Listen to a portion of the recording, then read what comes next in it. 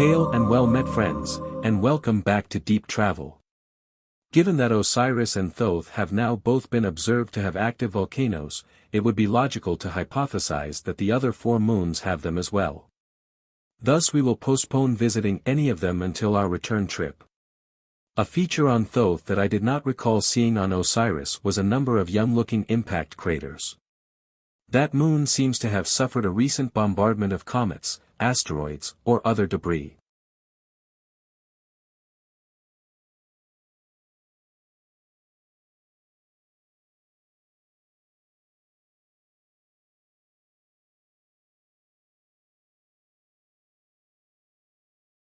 Making our closest pass above Duat. This terrain is even more startling than we first realized. Under the haze is a rough, pebbly-looking surface, as if the entire planet were one big dry river bed, or even an ocean. The grainy-looking scarps we observed during our first orbit strongly resemble coral reefs, reinforcing that impression. Could this have once been a water world? Some catastrophic event could have resulted in the seas boiling away. But what sort of event? There is no evidence of impacts. A coronal mass ejection from Alioth is possible, but the 2 inner planets with atmospheres would have had them stripped away as well. It's a mystery we will have to accept for now. It's been a 5-day journey, and now we're approaching Losgar. For the non-Tolkienites among my audience who are curious about the names of these worlds, a little background. As there's no time to go all the way back to the beginning of the Silmarillion, some of you may come out of this with more questions than answers, and for others, spoilers may ensue. Okay, so the elf Feanor created these beautiful gems called Silmarils, which everyone loved and admired. Unfortunately, the evil and jealous Melkor killed Feanor's father, stole the Silmarils, and destroyed the 2 magical trees that gave light to the land of Valinor. He then fled across the sea to the distant land of Middle-earth, leaving the inhabitants of Valinor in darkness and grief. So Feanor is like, y'all can sit here in the dark and cry if you want. I'm gonna go kill this asshole and get my gems back. Now of course if Feanor wants to chase down Melkor overseas and get the Silmarils back, he's going to need ships. Enter the Teleri, a tribe of peaceful mariners with some fancy swan boats who are just minding their own business. Feanor tries his hand at a little diplomacy.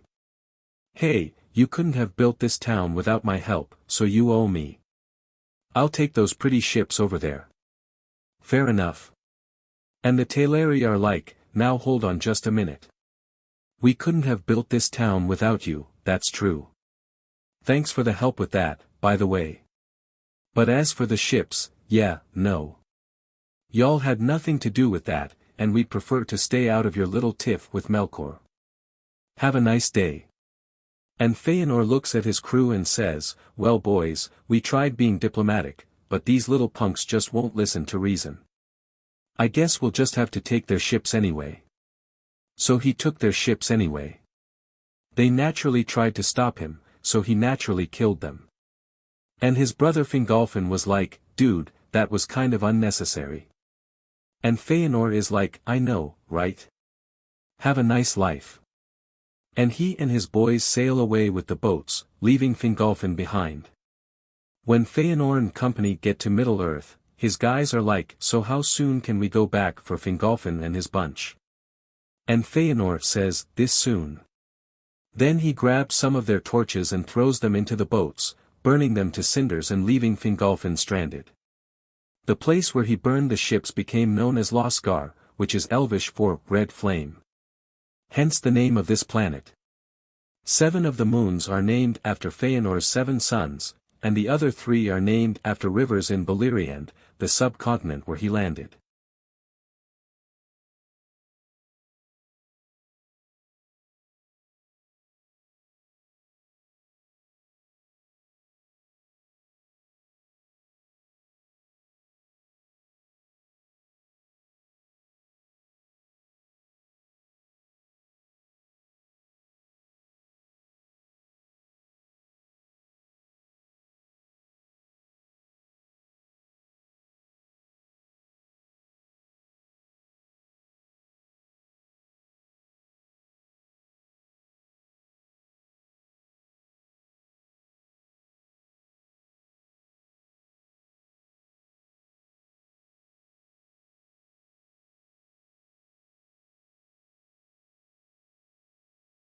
Main engine cut off. Orbital insertion complete. We'll need to adjust this quite a bit. I find that for high-altitude observations, the ideal distance is around 3 planetary radii, or 1.5 times the planet's diameter.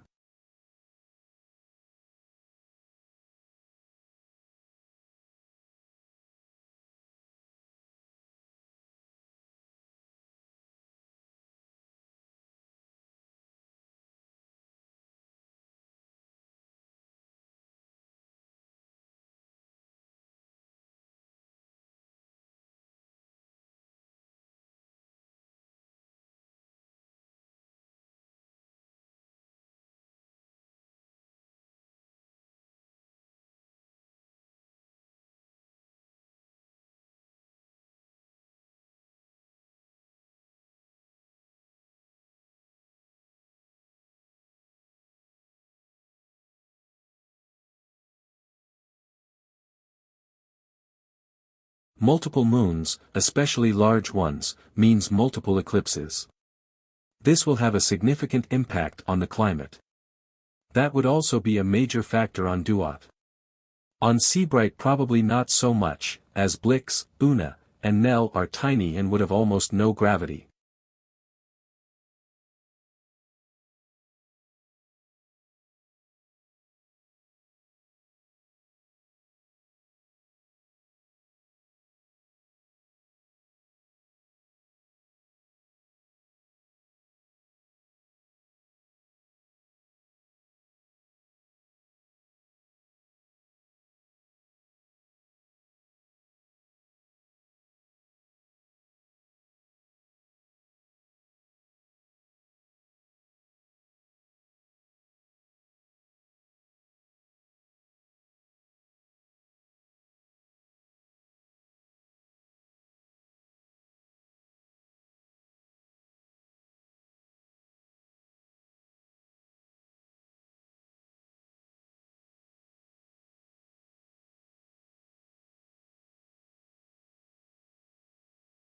This is what I like to call a Class 2 world. That means that conditions there are unpleasant, and would require breathing equipment and some form of protection from the environment, but not necessarily a space suit. It also means that temperatures here, depending on local conditions and time of year, could be found on Earth at the mid-latitudes.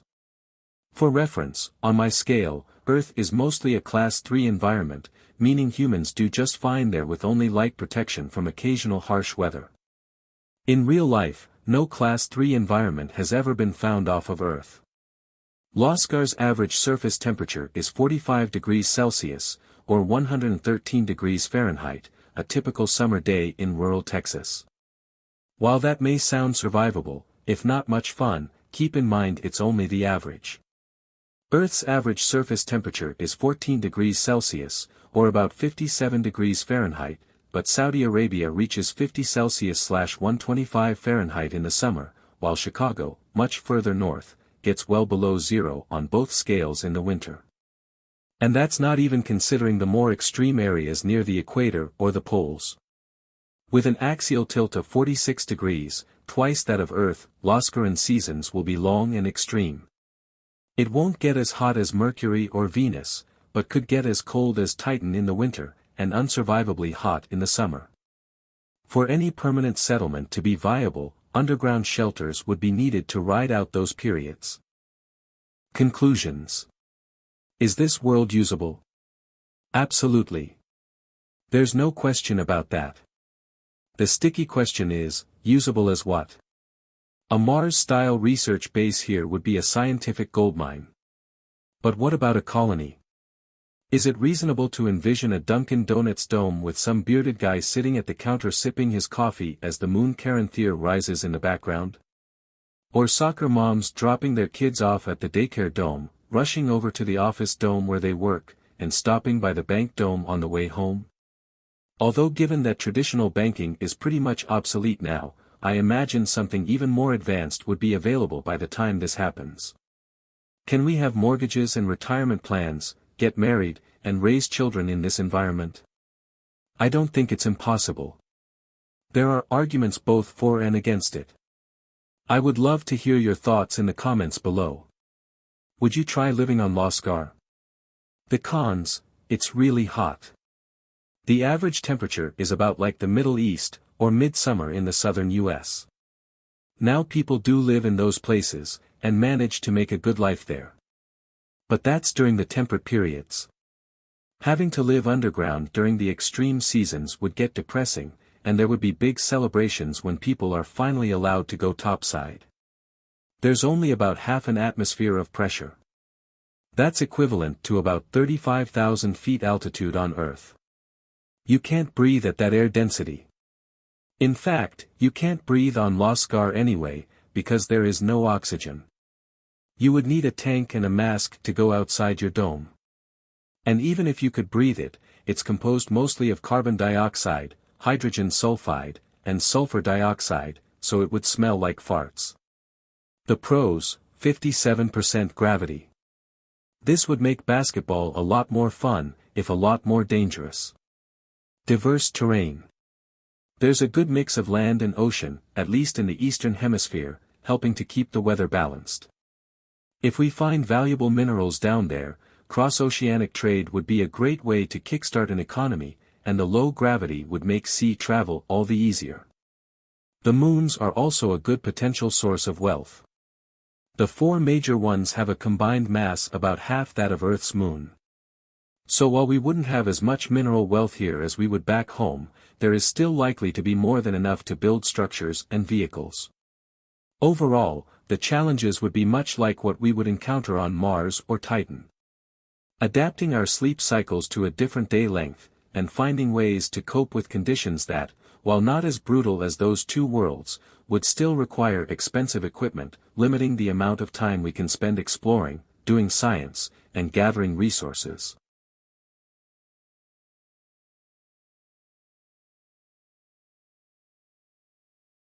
Those fuzzy-looking highlands appear similar to what we saw on Duat, with the obvious major difference that there are still oceans here.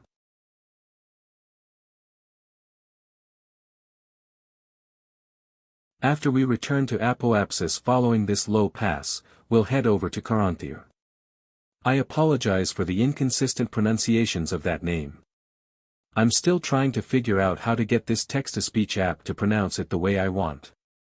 And I just got exactly what I wanted, so it should be consistent from here on out.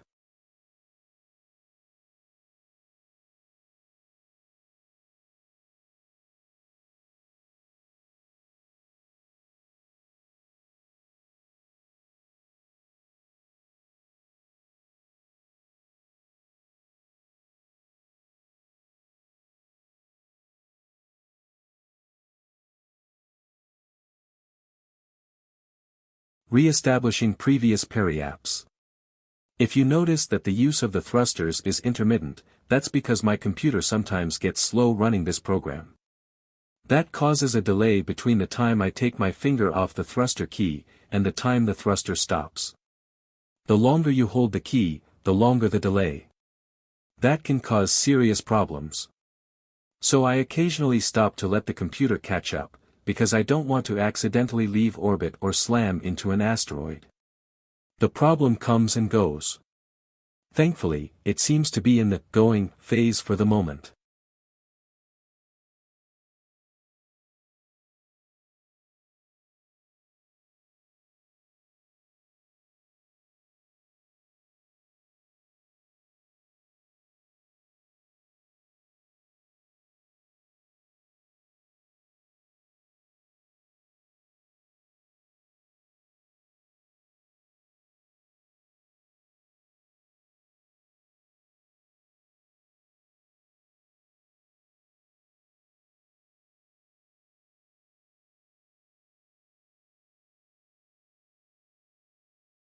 There is no adjustment for control sensitivity, so accuracy to 4 decimal places is difficult.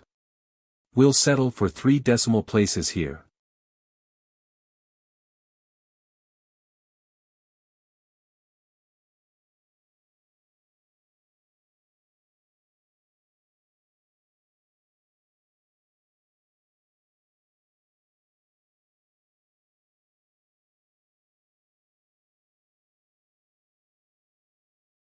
Okay, we'll wait until we come around the planet before launching for Caranthir.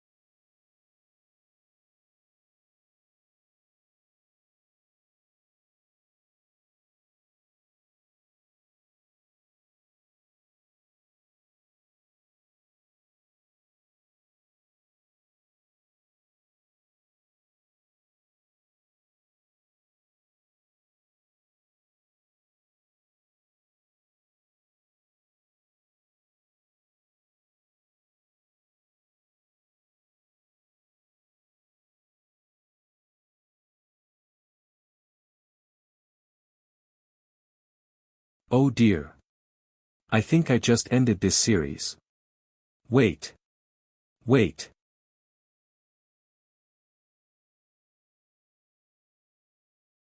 Come on, you stupid ship.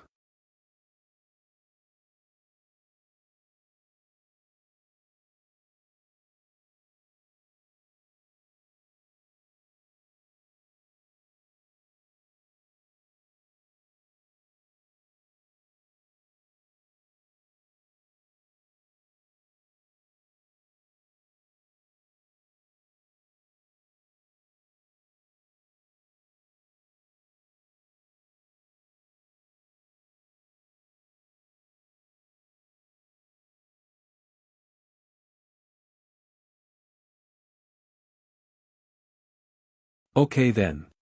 It's going to be tight, but we'll make it, no doubt.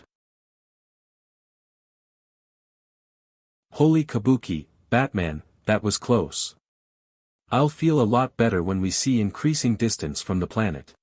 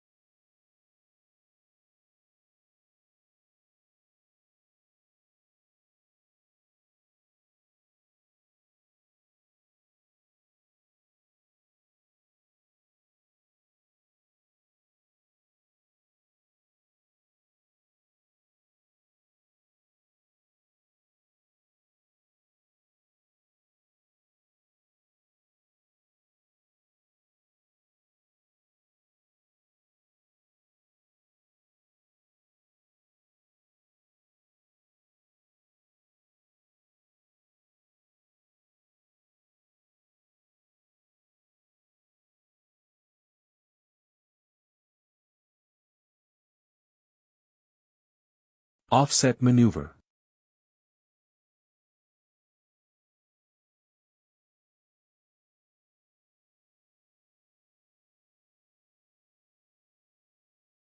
No wait, I have a better idea.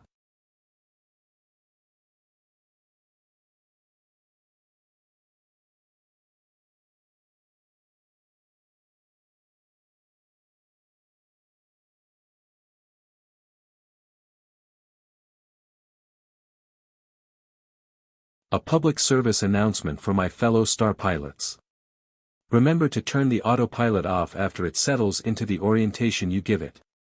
As long as it's on, the computer will track where that orientation is, which sometimes changes when your burn begins. This can cause the ship to perform maneuvers that bring to mind the wise man's proverb, don't drink and drive, smoke and fly.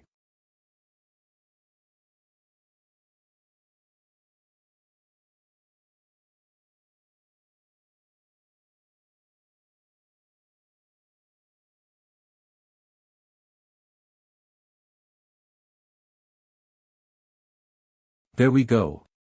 That'll be retrograde, but it's safer.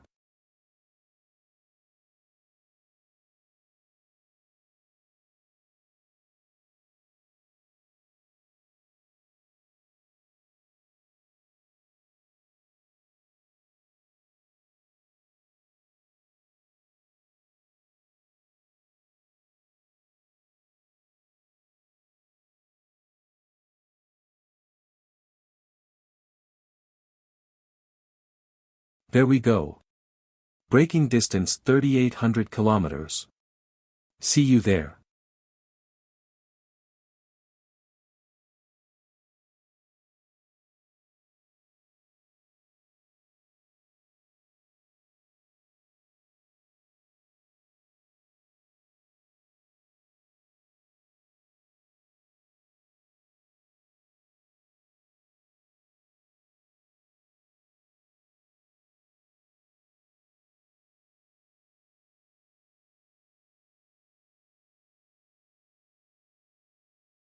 This is at normal time. We're going that fast.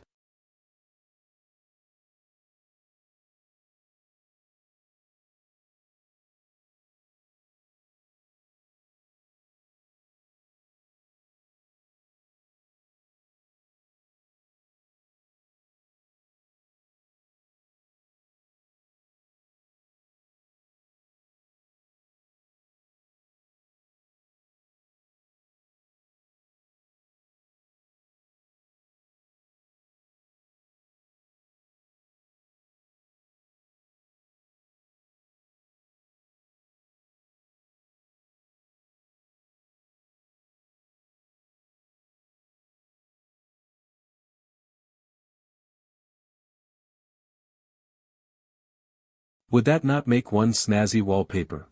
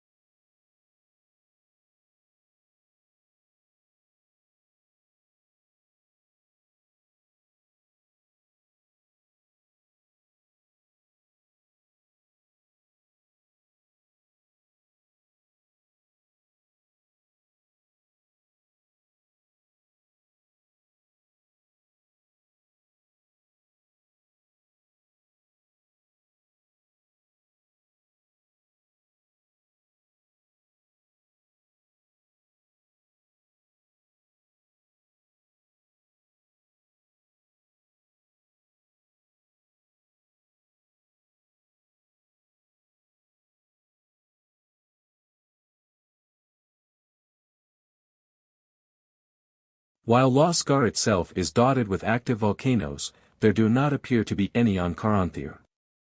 That's a big difference from the otherwise very similar moons in the outer system. Our exploration of Alioth is nearly complete.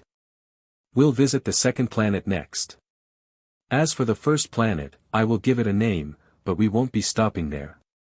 It's extremely close to the Sun, so the heat, radiation, and magnetic disturbances would be far too intense for our ship and crew. When we complete our survey, we'll engage the Alcubierre drive and return to Sol via Pollux. When we get back to Earth, after giving the crew time to stretch their legs and spend time with their families, we'll launch the shuttle Denali and dock with the Maxwell in preparation for our next expedition. Bringing the Denali with us has some exciting implications. That's it for this episode. Thanks for watching, see you soon.